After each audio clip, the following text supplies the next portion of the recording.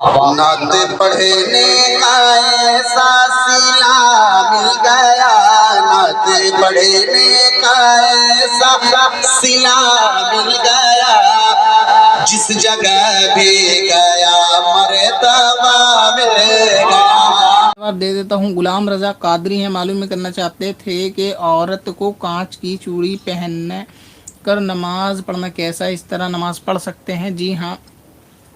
غلام رضا قادری صاحب، عورت کو کانچ کی چوڑی پہننا جائز ہے، اور اس کو پہن کے عورت نماز پڑھے گی تو نماز میں بھی کوئی خرابی نہیں آئے گی، اور اگر نماز بغیر چوڑی پہنے پڑے گی تب بھی خرابی نہیں آئے گی، مگر یہ کہ بے زیور عورت کو نماز پڑھنا ہی مکروہ ہے، بلکہ رہنا بھی مکروہ ہے کہ عورت کو مرد سے مشابہت نہیں رکھنی چاہیے، اس لیے اس کو کچھ نہ کچھ زیور پہننے چاہیے، اگر زیور نہ ہو تو کم از کم ہاتھ میں کوئی دھاگا ہی باندھ لے، مگر رکھنا چاہیے۔ اسی طرح عورت کے ہاتھ میں مہندی لگانے کے تعلق سے بھی یہی حکم ہے کہ عورت کو بغیر مہندی کے ہاتھ نہیں رکھنے چاہیے،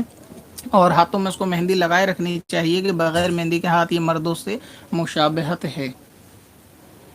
ساحل بھائی یہ معلوم کرنا چاہتے تھے، وعلیکم السلام،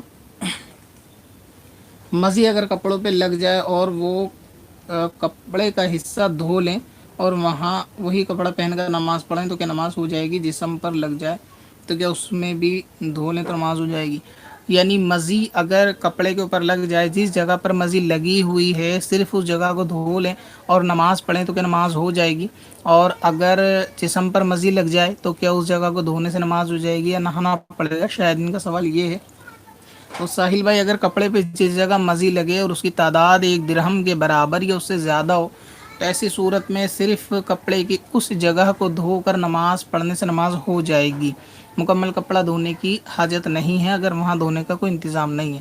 اور اسی طرح اگر جسم پر مزی یا منی لگی ہوئی ہے جبکہ منی اپنے جسم کی نکلی ہوئی نہ ہو، صرف مزی اگر لگی ہوئی ہے تو ایسی صورت میں جسم کا وہی حصہ یعنی جہاں پر مزی لگی ہوئی صرف اگر وہی دھو لیں گے تو بھی ایسی صورت میں نماز ہو جائے گی۔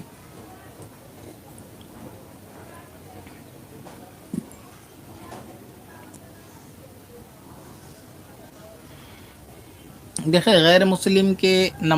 رام رام کرنے یا سلام وغیرہ کرنے کا جواب کیا دیں؟ تو اولاً تو اس کا جواب نہیں دینا چاہیے، اعلیٰ حضرت عظیم البرکت نے اس کو منع فرمایا ہے، اور دوسرا ہے کہ بہت شدید ضرورت ہو تو آپ اس کو آداب کہہ سکتے ہیں، اور ورنہ کوشش ہی کرنی چاہیے کہ جیسے آفس وغیرہ کا سلسلہ ہوتا ہے تو وہاں پر گڈ مارننگ وغیرہ کے الفاظات جو انگلش کے ہوتے ہیں الفاظ ان کو استعمال کر لیا جائے۔